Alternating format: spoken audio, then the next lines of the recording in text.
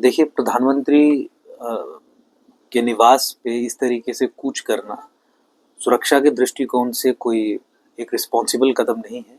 एक democratic setup में आप प्रोटेस्ट्स करते हैं, पीसफुल प्रोटेस्ट्स करते हैं, लेकिन भारत का सर्वोच्च पद, हेड ऑफ द गवर्नमेंट, उसके घर में घुसने का प्रयास करना एक अराजकता की मानसिकता से उत्पन्न किया हुआ कृत्य है।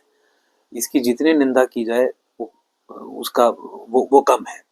पार्लियामेंट का सेशन भी है।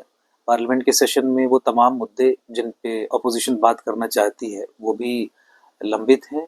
पार्लियामेंट के अंदर इन सब विषयों पे सभ्य तरीके से बात की जा सकती थी, इफेक्टिव तरीके से बात की जा सकती थी और उसके बाद कोई ना कोई इसमें प्रोग्रेस, कोई ना कोई समस्या के संबंध में जो रेजोल्यूशन है उस दिशा में आगे चीज़ें बढ़ती। लेकिन चूंकि कांग्रेस पार्टी का काम केवल प्रोपेगेंडा, अराजकता, कयास, अनार्की फैलाना है, इसीलिए वो इस तरीके के कृत्य करते हैं जो किसी भी सभ्य समाज या डेमोक्रेटिक सोसाइटी में एक्सेप्टेबल नहीं है।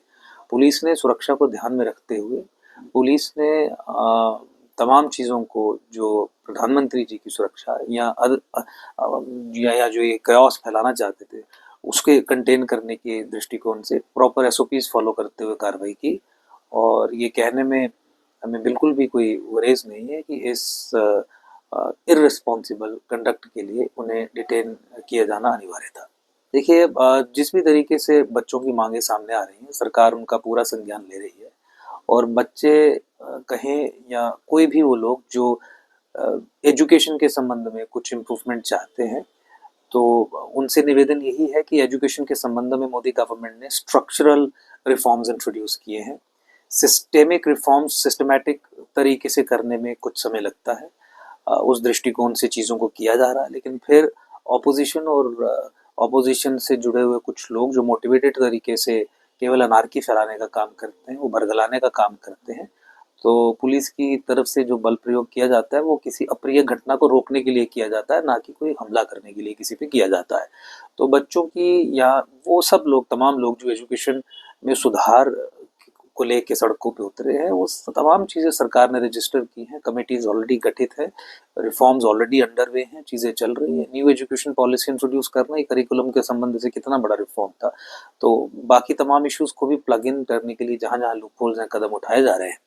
तो मुझे लगता है कि जनता पूरे तरीके से देख रही है ये किस तरीके से सरकार इस दिशा में कार्य कर रही है, स्ट्रक्चरल चेंजेस कर रही है और किस तरीके से ऑपोजिशन केवल वायलेंस और प्रोपेगेंडा को प्रोत्साहित करने के दृष्टिकोण से काम कर रही है।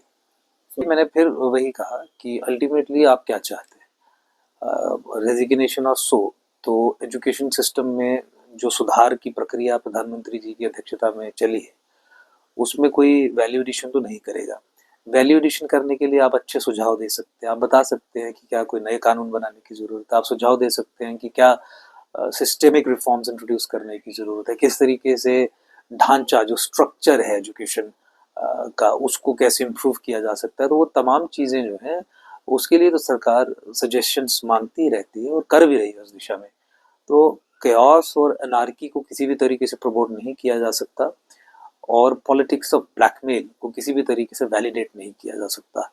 तो मुझे लगता है कि सरकार अपने स्तर पे एजुकेशन सेक्टर में इस सेक्टर को और सुदृढ़ और मजबूत करने के लिए सफिशिएंट कमिटमेंट के साथ कार्य कर रही है और आने वाले समय में देश का जो भविष्य है वो उज्जवल होगा, ऐसी मुझे पूरी आशा है। धन्यवाद। धन्यवाद।